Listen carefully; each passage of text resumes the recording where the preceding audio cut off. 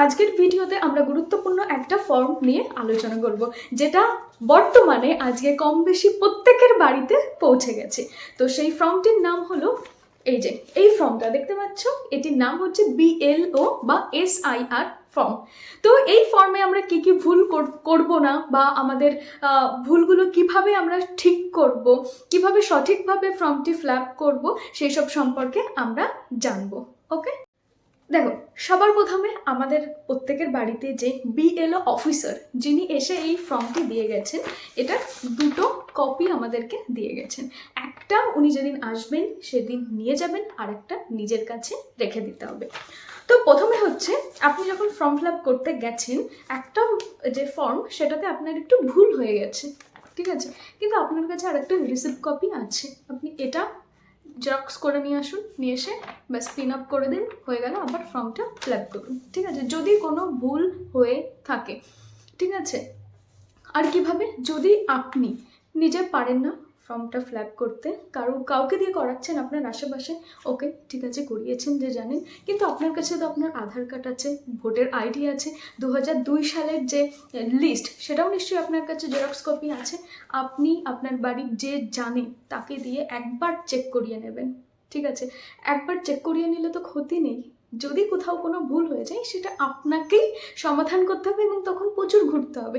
এবার আমরা যদি এই ছোট্ট ছোট্ট জিনিসগুলো একটু দেখে নিই সতর্কতার সাথে, তাহলে আমাদের ভুল হবে না। তো এবার আমি এই ফর্মটা সম্পর্কে বলবো। তো এই ফর্মটা যদি আমরা একটু সতর্কতার সাহায্যে এবং যদি আমরা একটু মনোযোগ সহকারে করি, তাহলে যতটা কঠিন বলে মনে হচ্ছে অতটাও কঠিন না ফর্মটা ফিল আপ করা, ঠিক আছে। তো আমি প্রথমে বলে দিই, দেখুন এখানে নিজের সম্পর্কে প্রথমে দেওয়া আছে, যার যা ফর্ম সেখানে তার ডিটেলস দেওয়া আছে।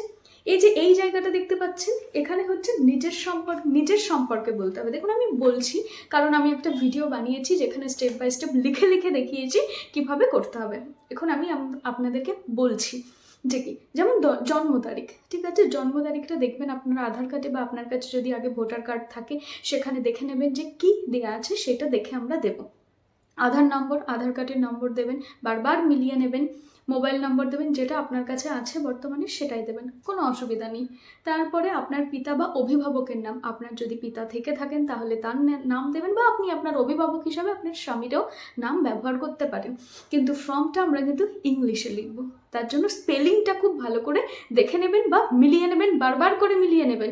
ভোটার কার্ডে যে ভোটার আইডিতে বা যে 2002 সালের যে লিস্ট, সেটাতে কিন্তু বাংলাতে লেখা, কিন্তু আপনি আপনার আধার কার্ডে দেখবেন ইংলিশে লেখা আছে, সেটা দেখে আপনি মিলিয়ে লিখতে পারেন, বা সেইটা দেখে দেখে আপনি লিখতে পারেন, মানে লিখে দিতে পারেন। ওকে, তারপরে দেখুন পিতার অভিভাবকের এপিক নং যদি থাকে আপনি দিয়ে দেবেন। আর কোথায় পাবেন, দেখবেন যে 2002 সালের যে লিস্ট আছে ওটাতেও থাকবে, আর এই ওপরে যেখানে দেওয়া আছে এখানেও থাকবে, ঠিক আছে। এবার মায়ের নাম দিয়ে দিতে পারেন থাকলে, আর বলছে মায়ের এপিক নং যদি থাকে সেটাও দিয়ে দিতে পারেন। স্বামী স্ত্রীর নাম, যদি আপনাদের স্বামী থাকে তাহলে স্বামীর নাম দিয়ে দেবেন, এবং নিচে দেখুন স্বামীর এপিক নং দিতে বলছে। আর যাদের স্বামী নেই তারা কি করবে, আর যাদের স্ত্রী নেই তারা কি করবে, ফাঁকা রেখে দেবে, কোনো অসুবিধা নেই, দিতে হবে না, ব্যাস। তারপরে দেখুন আমাদের এখানে দুটো দেয়া আছে, দেখুন প্রথমে যেটা দেওয়া আছে, সর্বশেষ SIR এর নির্বাচক তালিকায় থাকা নির্বাচকের বিবরণ। তাহলে আমাদের সর্বশেষ যেটা নির্বাচক তালিকা হয়েছিল কত, 2002 সালের যেটা আমাদের কাছে রয়েছে, তার আগে তো হয়নি, তাই না, যে 2002 সালের যেটা আছে, তাহলে লাস্ট আমাদের ওই সালের হয়েছে। এখানে শুধুমাত্র তারাই করবে যাদের 2002 সালে যে লিস্ট তাতে নাম আছে, ভোটার তালিকায় যাদের নাম আছে তারা শুধু এইটুকু করবে। দেখুন এখানে লেখা আছে সর্বশেষ SIR এ নির্বাচক তালিকায় থাকা নির্বাচকের বিবরণ তার, ঠিক আছে। এখানে দেখুন নির্বাচকের নাম, মানে আপনার ফর্ম, আপনার নাম দেবেন। আপনার নাম যদি থেকে থাকে 2002 সালের লিস্টে, এপিক নম্বর দেখবেন, আপনার এপিক নম্বরও ওখানে লেখা আছে। আর কি বলছে, আত্মীয়ের নাম আগে ধরো আমার বাবা দেওয়া ছিল, আমি আমার বাবা, এখন আমার বাবা মারা গেছে, এখন আমি হাজব্যান্ড, নো, আপনাকে 2002 সালের যে লিস্ট সেখানে আপনাকে সম্পর্ক দেখবেন লিস্টে লেখা আছে সম্পর্ক বলে, এরকম লিস্ট, এখানে সব পুরো ডিটেল সম্পর্ক, নাম, এপিক নং সব দেওয়া আছে, ঠিক আছে। তো আপনি কি করবেন, সেখানে আপনার যা নাম দেওয়া সেটা আপনি দেবেন, যদি আপনার বাবার নাম দেওয়া থাকবে আপনি বাবার নাম দেবেন, নিজের থেকে এখানে কিছু লিখবেন না। এখানে 2002 সালের যে ইনফরমেশন আপনার কাছে আছে, যে রিসিপ্ট কপি আপনার কাছে আছে, ওটা দেখেই লিখবেন। স্পেলিং ভুল থাকুক যা আছে আমি সেটাই লিখে দেবো, অত আমি এখানে কারেকশন করতে যাব না। ওকে, তারপরে সম্পর্ক, যদি ওখানে আপনি লিখবেন না, ওখানে দেখবেন কি সম্পর্ক দেওয়া বাংলাতে লেখা আছে, আপনি সেটাকে শুধু ইংলিশে লিখে দেবেন। ওকে, তারপরে জেলা নদিয়া, এটা তো জানেন। রাজ্যের নাম জানেন, ওয়েস্ট বেঙ্গল। তারপরে বিধানসভা ক্ষেত্রের নম্বর এই ওপরেও দেওয়া আছে, বা আপনার কাছে 2002 সালের যে রিসিপ্ট কপি আছে সেখানেও ওটা দেওয়া আছে। সেখানে বিধানসভা ক্ষেত্রের নাম ওই রিসিপ্ট কপিতে দেওয়া আছে, অংশ নম্বর ওখানেও দেওয়া আছে, রিসিপ্ট কপিতেই আছে 2002 সালের। আর হচ্ছে ক্রমিক সংখ্যা। ঠিক আছে, গেল। এটা হচ্ছে কাদের, যাদের কাছে 2002 সালের ভোটার লিস্টে নাম আছে। ওকে, তারপরে বলছে যে আত্মীয়ের বিবরণ যার নাম পূর্ববর্তী কলামে সর্বশেষ SIR এ দেওয়া আছে। ধরুন আমার 2002 সালে আমার ভোটার লিস্টে নাম নেই, কারণ আমি তখন ছোট ছিলাম, তাই তো, তখন আমার 1 বছর বয়স আর কি, কীভাবে নাম থাকবে, যাই হোক। তো সেখানে আমি কি করব, এখানে আমি যাদের আছে তারা আপনারা ফাঁকা রেখে দেবেন, কোনো অসুবিধা নেই, মানে কিছু করতেই হবে না, আপনারা শুধু এটা, যাদের নেই তারা এটা করবে। যেমন আমি কি করব, এখানে আমার নাম কি দেবো, আমার নাম লেখা রয়েছে, এখানে আমি আমার বাবার নাম দেবো, মানে আমার আত্মীয় আমার বাবা। এবার আমার বাবার যে এপিক নং ভোটার আইডিতে লেখা আছে সেটা দেবো। তারপরে বলছে আত্মীয়ের নাম। আত্মীয়ের নাম মানে কি, আমার বাবার ভোটার আইডিতে কার নাম লেখা আছে, নিশ্চয়ই আমার ঠাকুরদাদার নাম লেখা থাকবে, তো সেখানে আমার ঠাকুরদাদার নাম লিখে দেবো। তাহলে আমার বাবার সাথে আমার ঠাকুরদাদার কি সম্পর্ক, পিতা, আমার বাবার পিতা, তো আমি সেখানে সম্পর্কের জায়গা ফাদার লিখে দেবো।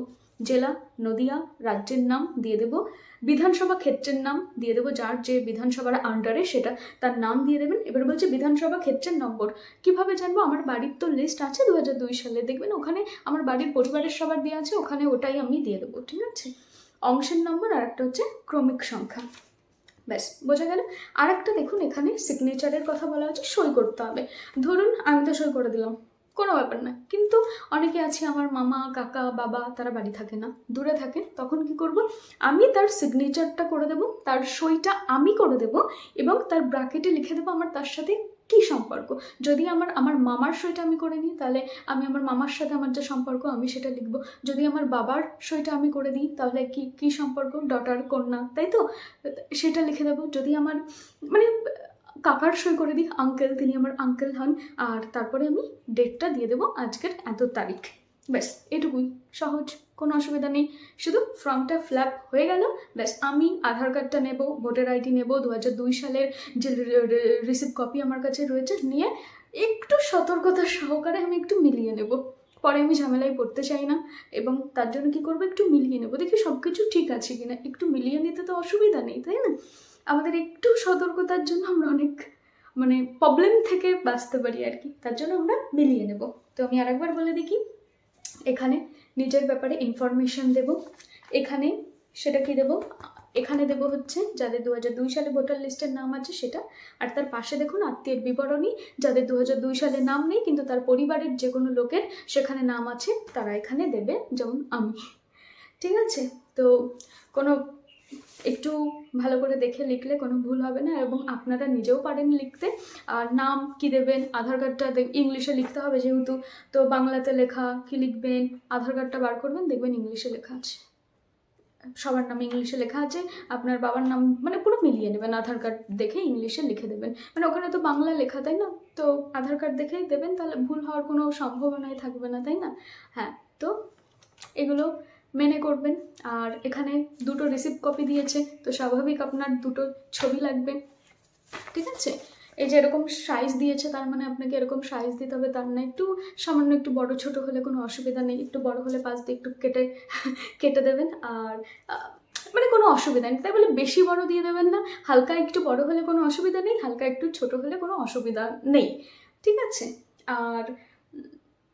আর দুটো ছবি লাগবে, আর ভালো করে মিলিয়ে দেখবেন, ব্যাস একটা রিসিপ্ট কপি আপনার যে BLO অফিসার তিনি নিয়ে যাবেন, আর একটা আপনার কাছে রেখে দিতে হবে, পরে যদি বাড়িতে কোনো ইনকোয়ারি করতে আসে তখন তারা দেখতে পারেন আর কি, হয়তো দেখবেন, ঠিক আছে। তো এরকমভাবেই করবেন। টাটা। আর এইখানে জন্য সই করবেন না, নিচে দেখবেন নিচে লেখা আছে BLO এর স্বাক্ষর, যিনি BLO অফিসার আসবেন ওটা তার সই, ঠিক আছে? একটু দেখে শুনে পড়ে শুনে করবেন। যাই হোক, টাটা, বাই বাই। একটু সতর্কের সাহায্য করবেন, এতটাও কঠিন না যতটা আপনারা ভাবছেন হাইরে বিরাট কিছু, একটু দেখে শুনে করবেন, ব্যাস, ইজি। ওকে, টাটা, বাই বাই।